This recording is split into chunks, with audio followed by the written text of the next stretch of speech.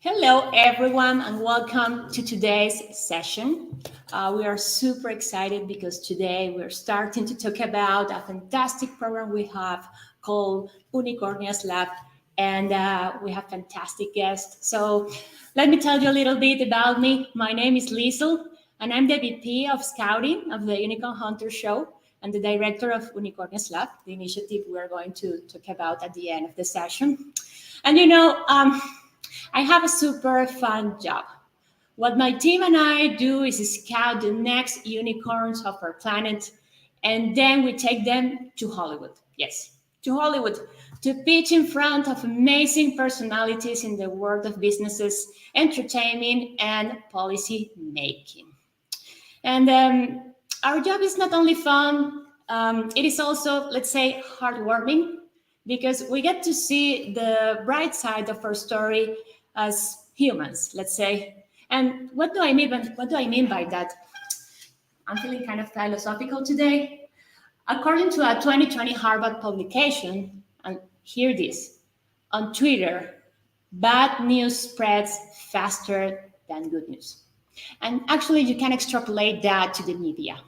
We talk a lot about the crisis, and we speak little about solutions.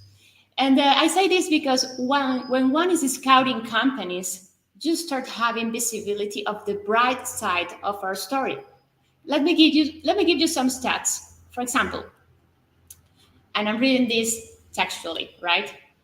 Clean Tech Innovation Index has risen from 7th in 2014 to 2nd in 2021. Meaning that we are focusing on solutions to address climate change. It's not only about the changes we're seeing, right? Someone is actually doing something. Let's have another one. The number of fintech startups worldwide tripled in the last 2 years. Fintech startups, right? Tripled. So we are working to democratize access to financial tools. Again, many people is doing something to address worldwide challenges, right? And this is the key fact to start today's topics. So even though clean tech is growing and fintech is growing, etc., according to the World Bank, only 25% of those founders are women. It should be 50%. And one of the main issues female founders face is access to funding. That's a challenge, right? And that's what we are going to talk about in the first part of this webinar. Then we will have a fantastic discussion panel with two amazing guests, two amazing female founders and co-founders, Kelly and Min. By the way, thank you so much for being here today. You're a reference for all female founders. And to close, let me put the next slide. Sorry, I was super excited about what I was saying. And to close, we will talk about Unicornias Lab, the launch of the program, and how you can access to the application, etc., etc. So let's start with the first part. Okay, the status of female founding. Okay.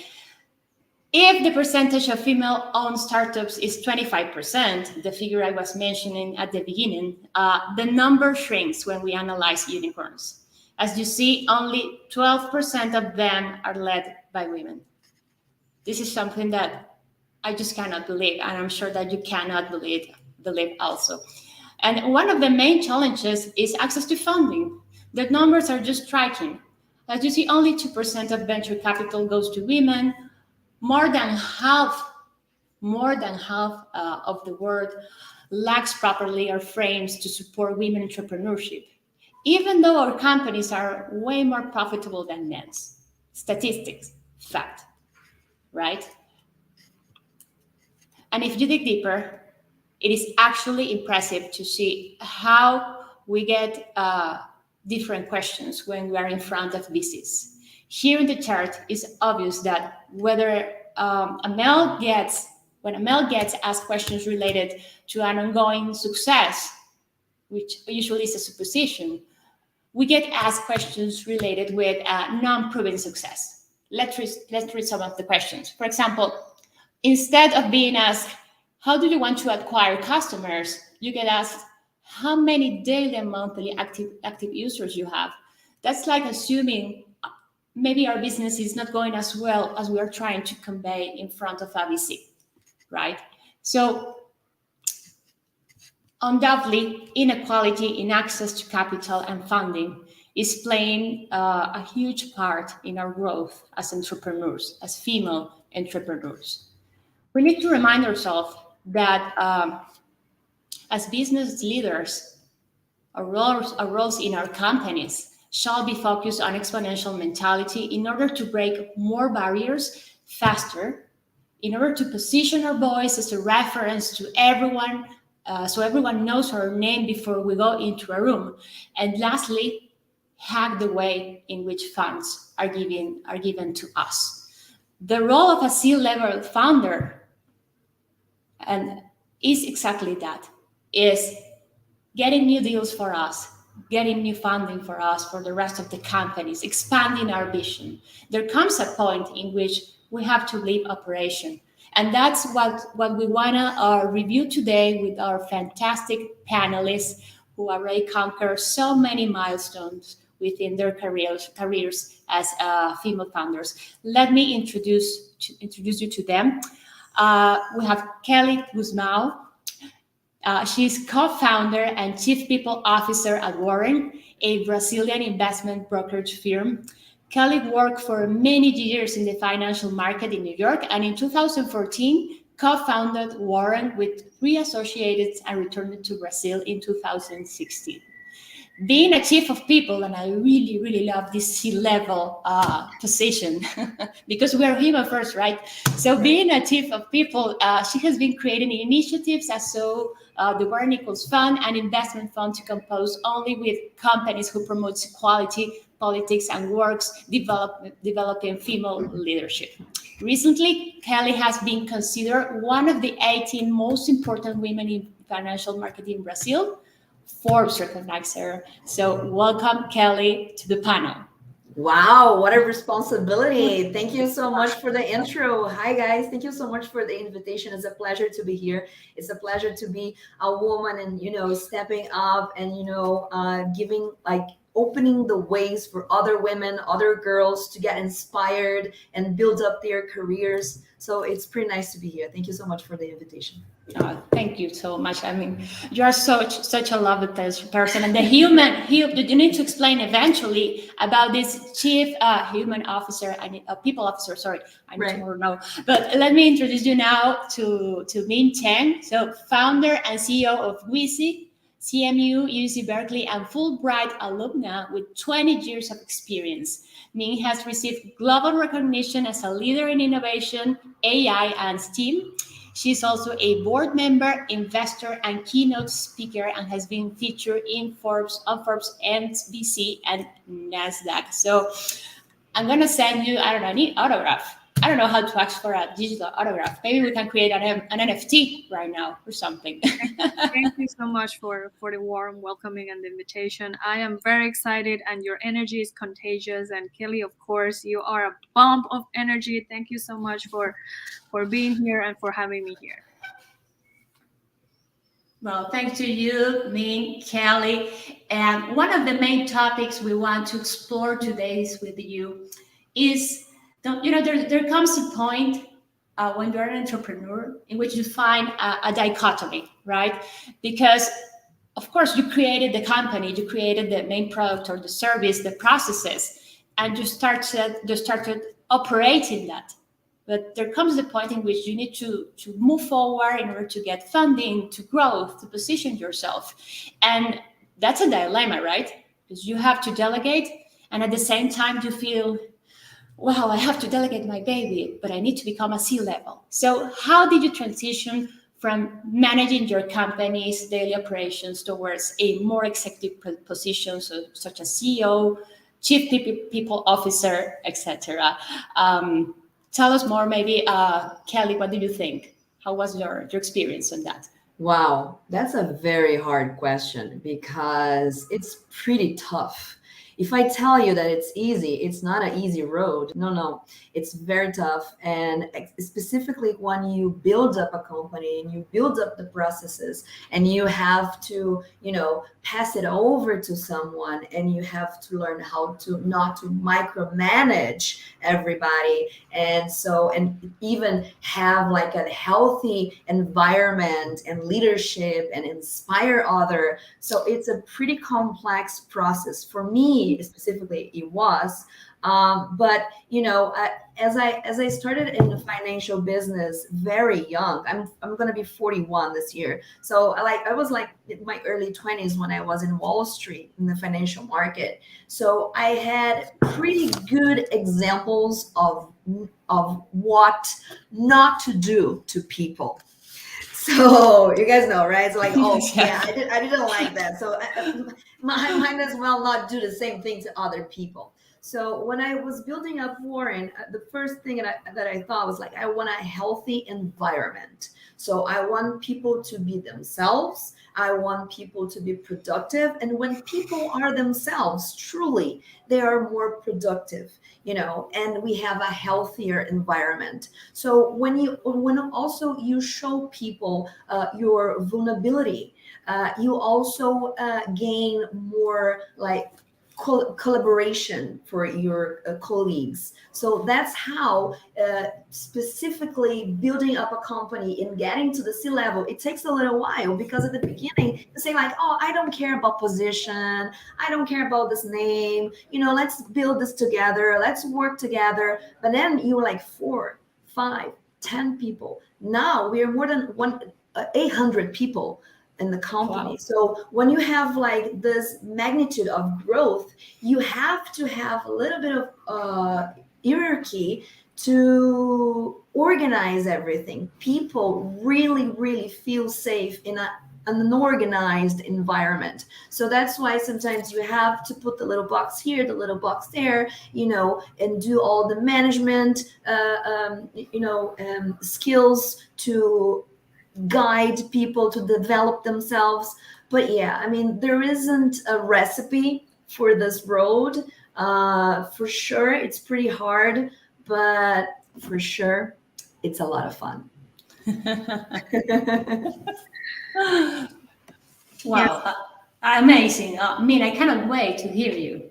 Well, I echo everything Kelly said, and I was also taking mental notes. For me, the hardest part to delegate was to understand my new role in the company. So as most founders, we like doing things. We like getting our hands dirty and solve the problem, and we don't care about everything else until we realize that our role has changed. So, and I use the analogy of an orchestra, like symphony orchestra, to remind myself that I should no longer be the musician who is playing an instrument. And I love playing the instrument, and that's why I also became a founder.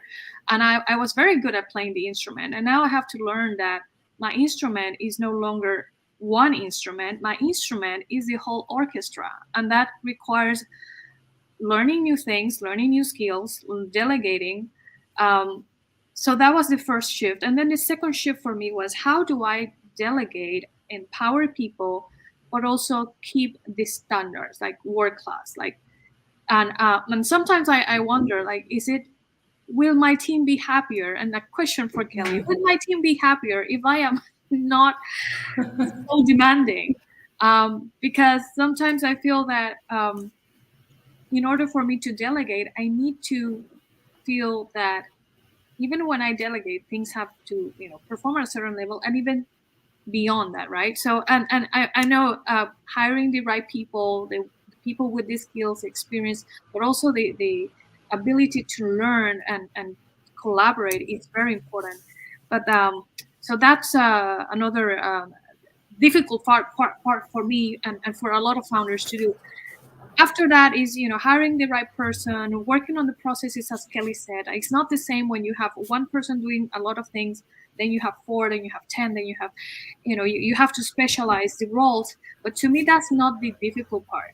That's because that there are ways to do it. The difficult part has always been my own understanding of what my role is. So transitioning to musician expert playing the violin to the orchestra director, that's the big jump. Yes, I mean, indeed, it implies a psychological work, right? Because it is not only putting assigning works, assigning tasks to other people. Is understanding why and how, etc. And how do I influence them? Just as Kelly was saying, right? So you both mentioned, let's say, keywords about this role, this change. One of them was collaboration, the other one was organization, and the third one was transition. So I'm guessing that there were some key factors that truly allow you to delegate the operation, right? Could you mention a few in order to enlighten our beautiful, beautiful female founders we have here? No, Absolutely. I mean, I am truly a people believer. I believe in people. I'm an optimistic person. I believe in people until they prove me I'm wrong. So if you on board with me, I'm going to give you my entire life to develop you, to guide you, to show you the way until you are ready to go by yourself. And that's what I do with all women that work with me. I want women in leadership. I want women to get, high on top. And so I have to trust people, and we do have to trust people to work together. And we have to know that people are not going to do the tasks as we would. They will do it on their own way. And we have to allow them. It's like kids. I have 2 kids. I have to allow them to do their own way so they will learn. And they will learn by their mistakes as well. And mistakes shouldn't be punished.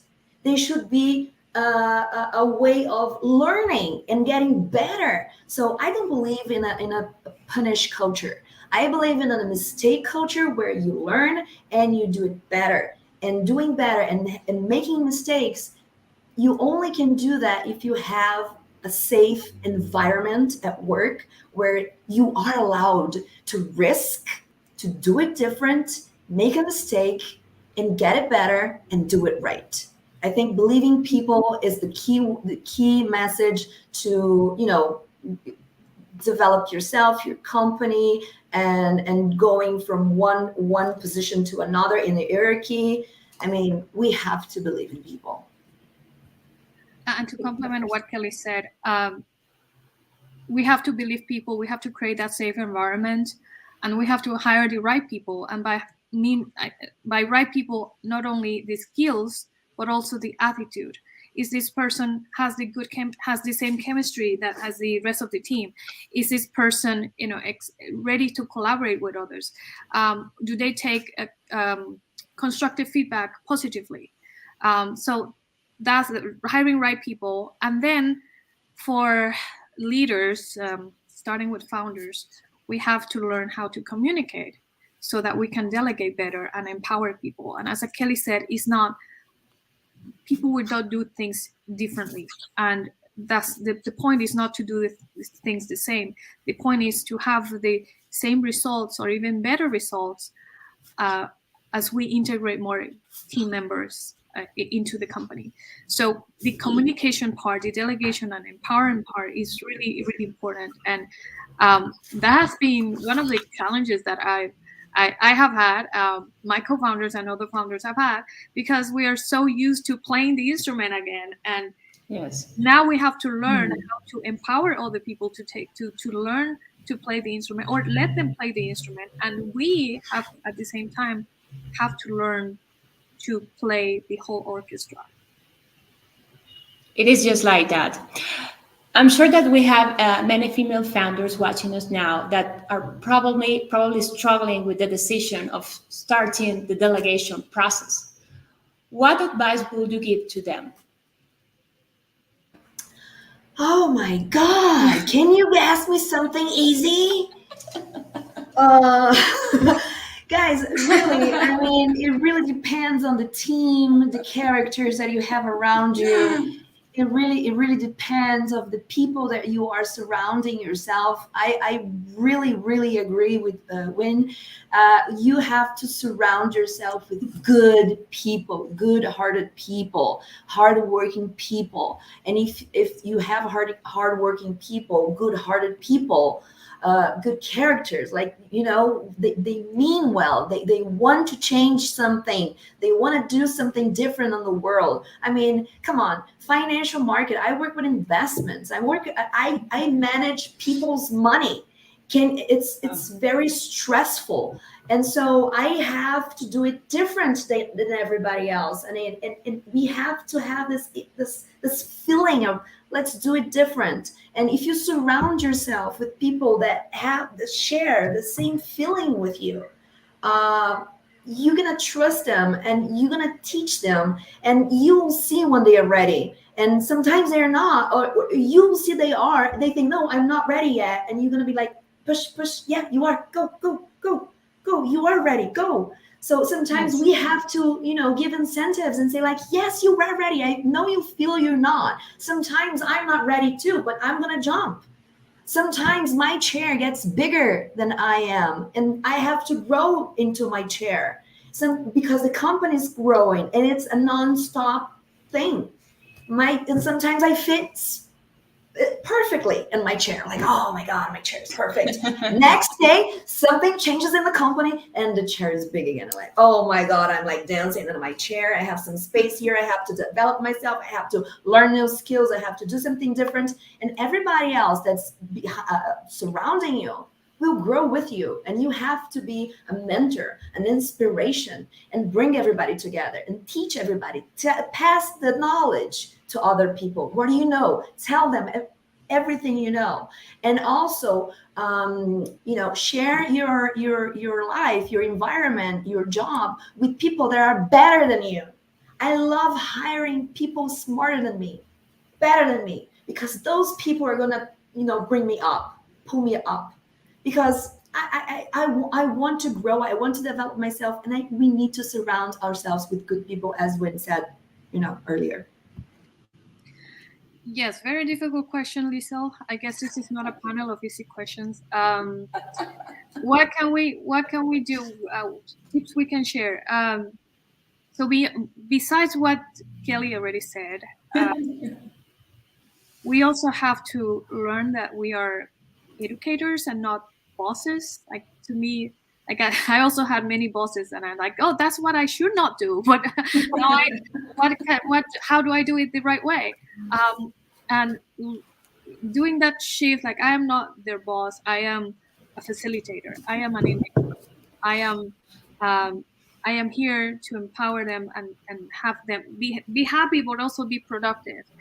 And that also implies that with the right people, we have to trust them, and we have to let them make mistakes. Sometimes we are, especially type A people, like, we know, like, we can see that if you do this, you will make the mistake, and so don't do this, don't do this, don't do this, and then we are not doing any empowerment there. So we just think we have to learn to express the expectations and the results, instead of going into the micromanagement part, like, you have to do it this way and that way and this color and that color. Just let them figure it out, learn, and if there is any mistake, it's part of the experiment, it's part of the learning process, and everybody learns in that process. And if something has to be improved, then we do it as a team, because most if you have the right people, most of the time it wasn't a people's problem, it was a process problem, it was a communication problem, it was coordination problem. It's usually not the person, if you have the process to hire the right people. I think you said something very, very specific that I really agree with. Communication. That's the fucking key word. Oh my God, can I say bad words here? We are all adults, no worries. Okay, all right. So that's the answer. Communication is the basics. We have to be responsible for what we say and how we give the instructions, because sometimes people will not understand exactly what we are saying. The obvious needs to be said. right? So it's very important, very important. Important and Communication. difficult, right? You Yeah. ask fish what is water, fish will not tell you what is water because it's so obvious. It doesn't exist. Yeah. Wow, that blew my mind. And talking about communication, for sure, as leaders, we have to develop a storytelling that fits with each stakeholder. And one of the stakeholders is, of course, the team, right? And that leads me to the other part of the conversation, which I hope is going to be easier than operations, which is PR and storytelling, right? Back in my days as an entrepreneur, I went through several accelerators, and usually accelerators get you sometimes interviews in the radio, in the TV, etc. It was like an extra, like a perk, but the reality is that no one tells us how important is PR, how important is to manage our image and the image of the company in the press and with the media, etc., etc. So another theme I wanted to talk about with you is PR. So PR is one of the last points in which we invest time and money. And if you could give advice to an even younger version of yourself, what would you advise her regarding PR and its importance? You want to go, Win? Well, I don't know. It's like you have to be true. You have to work with the truth, in the work and in your personal life. The truth is so easier, and it's so transparent. And when you work with that, especially because I work with people's money, right? It has to be transparent. It has to be based on truth and trust. So the image of the company and the image of people that work with me, my image and my co-founders, it's very important. So we go back to the basics. It's like we need to surround ourselves with good people. And good people, I mean like good characters, like good, willing to do good things with a good heart. And I think the PR and the social media and the TV, it's a consequence. I never thought about it like, oh, I have to posture myself like this. I have to talk like that. I never did media training, to be honest with you guys. I think this is a consequence, because if you're focused on your job, on the purpose of the company, the lights of the TV, the television, the media, the social networks will come to you naturally. And as much as true as you are with yourself and the company, it's going to be much prettier. It's going to be real. So it doesn't matter how you talk, how you posture yourself. If you are a real person, you're doing good, and you have a good heart, and you're working hard, the PR is a consequence, and it's an organic consequence. I never thought about it. I never did the PR, the media training. I probably should, but yeah, I think that's a consequence. I think we shouldn't focus on it. Of course, it's good to get attention, to put the word of your company, to get investors and VCs and everything. But first, you have to focus on the work, on the hard work, and all those other things that comes with it. It's going to be organic and natural and real. Yes, I also agree with what Kelly said. I think the performance party, doing the actual work, is very important. I also learned a big lesson, and if I can go back in time and tell myself that performance is only 10% of the success. Actually, there is a book that says the formula to success is PI. It's performance, image, and exposure. Performance is 10%, image 30%, and then 60% is exposure. And I agree with that, even though like I am a very factual person. Like I think that you shouldn't judge the book by the cover. You should judge the book by the content and the depth and all that. But guess what? If the book is not attractive on the shelf, you are not going to read it. And that's a big lesson I learned in my previous company. Wisy is my second company. That I didn't understand why we were not winning contracts when my team had a better technical expertise and all the world-class certification and so forth. And then other people were winning that. And well, I wouldn't say it was just because I am a woman and the other person bidding was a guy, but also that person presented himself better, he presented his team better. I was like, how come he doesn't even know what he's talking about? Because I know that technically what he's saying is not true, but people believe him more. And it's like, there's something I have to learn. Like, he's doing something better than I do. And it's not the technical part. What is it? And then somebody told me, do you know why people eat more chicken eggs than duck eggs? Like, no, because chicken makes a sound when they lay the egg, but the ducks do not make any sound. So we are the duck and he's the chicken. So the point here is we have to lay the egg, right? That's the hard work. And we as women, we know how to lay eggs. Like, we don't have to be taught on how to lay eggs, but we don't know. We don't make a sound. We don't say that we lay eggs. We don't showcase our performance. We don't allow the world to see how good we are. And I have to fight that every day, because I am an introvert. Second, I'm a very technical person that likes operations and get results. And then all this PR and emails thing is like, well, what is the bottom line of that, right? But after having two companies and being a female in a technical world when people still think I'm a guy, they think Min Chen is a guy. I have to build that trust, and I have to navigate this environment where unfortunately women do not get the funding, when unfortunately women get those preventive questions that you showed. And that has happened to me even before. And I realized that before I ran into that study that you shared, that we don't get the same questions as male founders get. So it's not a performance issue. It's an exposure, it's an image issue, it's a confidence issue. So we do have to work on that. And that is as important as the performance part. It's not a reality that we like, it's not the reality I prefer, but it is the reality that we chose to be in.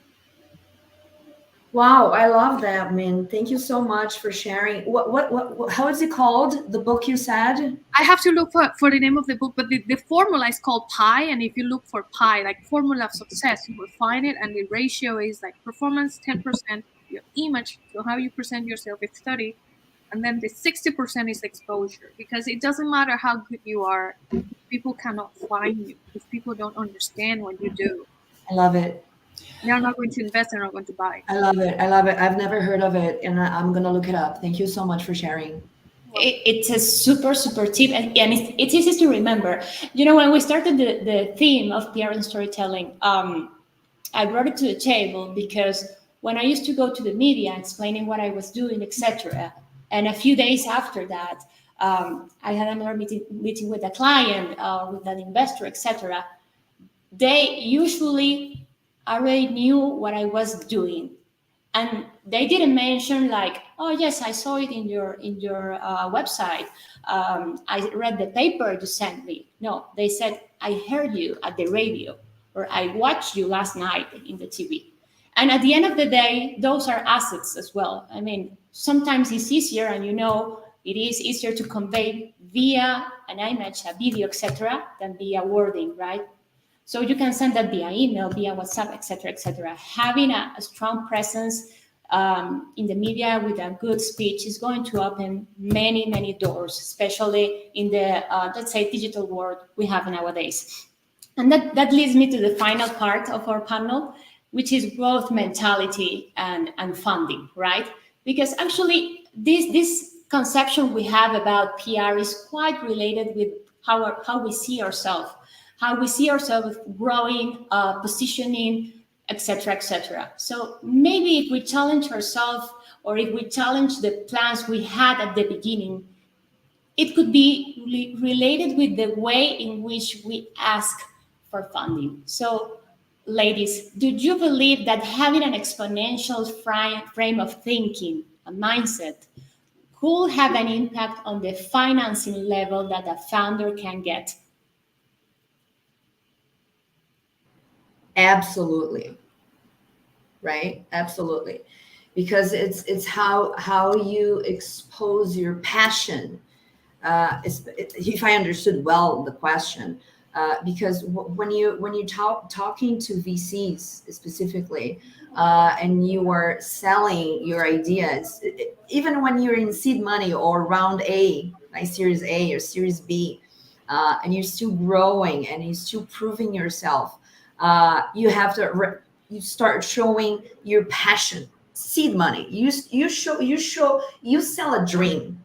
You sell nothing. You sell a paper. You don't have anything, right? So you have to show your passion, and it has to be true. It has to be genuine, and yes, you have to present yourself that anger and passion and willing, and also some fear. Yeah, we have to be vulnerable. It's a mix of everything that will show people and VCs, and when you want to reach for funds, it's that you're a real person, you're a true person, and you're going through your goals, your dream. You want to open your company, you want to do your business, so you need to show that truly.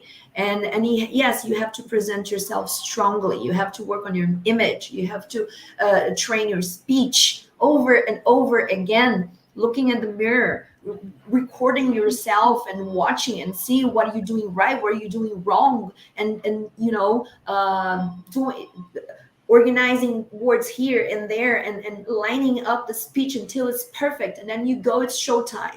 It's showtime. You have to sell your idea, and then when you get it, when they buy it, you say, shit, now I have to do this.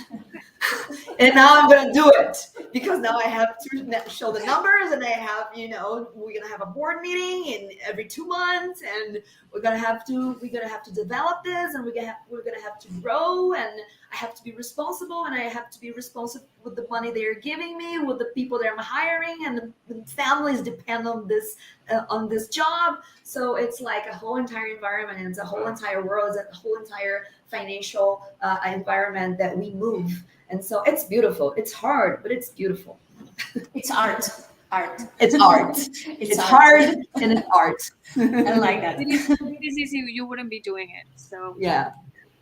Well, exponential mindset, I think, is something we have to have as founders, because we are solving something that nobody else has solved, and we have to have that confidence to think that we can do it and that it is possible. When we're talking to investors, I think that exponential mindset has to be translated to ambition and drive, especially in Silicon Valley, where and in early stages where there's not much to show but just yourself. You have to have this ambition that you are going to eat the world, and that you will eat the world. Because if you don't believe in yourself, why would other people believe in you? And that is something very challenging usually for women to do, because we were raised to seek for validation. We were raised to protect instead of get things. Like, we are go-getters. Like, we will get things. And from our own biases and also society's biases, women are usually not seen as the person who will conquer. It's the person who will protect. And we have to shift that exponential mindset into ambition, into drive, into energy. And I would love to have Kelly's energy when I pitch. Yes. And also have the confidence, and the confidence comes, like, for me to have confidence, I have to know how it has to be done. For other people, confidence is just, second nature for them. It's just, they are confident, even though they don't know how to do whatever they say they will do. They are confident about it. For me, I do have to know how to do what I'm saying, what I'm promising, and that's when my confidence will come. So I know in my case, I have to do the homework. If I'm saying this amount of money to achieve these milestones, I have to have my plan on how to do it. So that's the performance, but it's not just the image and the exposure, which is important to raise money, and to get customers and hire people, but it's also, to me, the performance part. And that's where I think the getting the job done is going to drive the rest for me. But yes, the ambition, the drive, the growth mindset, and even some arrogance is necessary. And I was told, well, what you think is arrogance is not arrogance. Like, arrogance is when you make other people feel bad because you want to look better than them. But projecting unstoppable confidence is not arrogance. But I do feel that as some arrogance, but that's something I have to. Wow, I like that. Yeah. I mean, this panel has been amazing. I cannot thank you enough for being part of this launch of Unicornias Lab. We invited you guys because we knew you were the live representation of the principles of the Unicornias Lab Clinic of Businesses. And for sure, you are a role model for many female founders, and we will inspire them to actually being able to get to your level. Thank you so much for being here. That's so sweet of you. And I'm not that outgoing. I'm shy now. That you like complimenting us like, oh my God, thank you. So thank you so much. It was so much fun. I had a lot of fun. And Min, when I am in San Francisco, I call you up and let's grab some coffee. Of course, I'll do the same when I go to Sao Paulo. Yes, please. Thank you so much for having me. It was really fun. Thank you so much. For sure we will have you again in some panel. So as I was mentioning, these are the core principles of Unicornias Lab, and now we're going to introduce to present the program to you. So give me 1 second to put the proper slide. So yeah, let's talk about Unicornias Lab. Okay, so Unicornias Lab is a clinic. It's a exponential clinic of businesses, and we are targeting female founders worldwide. As I was saying to you, the core principles of the clinic are the ones we were discussing with Min and with Kelly. The principles are disruptive funding, exponential growth mindset, and PR and storytelling. All of that framed within a delegation of the operations of your company. There comes a moment in which you have to decide if you want to become a unicorn, and have a fantastic performance.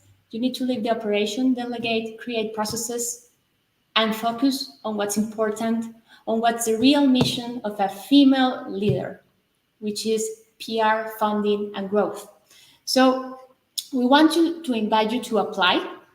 We know we have the formula, the reach, and the vision, and this is a huge project. Our mission is to impact the life of 500,000 women by 2025. Unicornias Lab, which will start very, very soon as a program, is only a small piece of this huge project. Okay, because you'll see, and please start following us. Go to our website, register, please, because we will be sharing news, advice, etc., for you to take advantage of this great project. As I was mentioning, we have several clinics that address the point of CEO and CEO at the same time. We have the executive clinic, in which we treat the topics of PR, storytelling, funding. We give you access to networks, access to investors, etc. The idea is that you actually can take that final step that will put you in the map of every stakeholder you want. And at the same time, we review your operations in the operations clinic with the idea that you finally take the final step in order to just monitor the operation from a KPI perspective, OKR, dashboards, the right people. One of the main messages our guest conveyed to us was the importance of the team, the importance of the talent. And then you have the rules, of course, and the policies. But having the right people around you is going to make the difference. And nowadays, that talent is worldwide, right? Because by working at home and having internet, you can access to the best talent, no matter where they are. Now you can have the talent you need. So that's another of the points we are going to review within the program. And we will finish in a retreat of 3 days in order to review everything we're seeing in the program. All right. Basically, the benefits we're bringing to the table is fantastic training. We call it elite training in the subjects we're mentioning. Capital through several initiatives we have within the clinics. Network, which is very important in order to grow. If you want to execute your growth mentality, it's not only about the plan, it's also about who can help you to execute the plan, whether it's through a partnership or through hiring someone. But network and people is of the essence. And last, marketplace. Marketplace is a digital space in which you will be able to acquire several services with the perks we will give you through the show.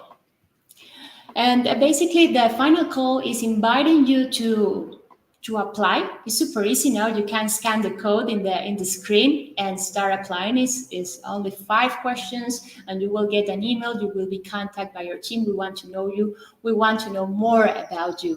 One of the parts that's been very, very challenging of this project is have the ability to find the female founders. We have found them. We have a fantastic database, but I have to tell you, we need to tell our stories more often. You are so hard to find, and that's onto us. There are the spaces. We need to have the growth mentality. We need to go and tell the story, and we have all the intention to build this huge female founders database program, etc., etc. So the invitation is to apply, get in touch with us, tell us more about your venture, and we will support you with the idea to have more unicorns led by female founders. Thank you so much.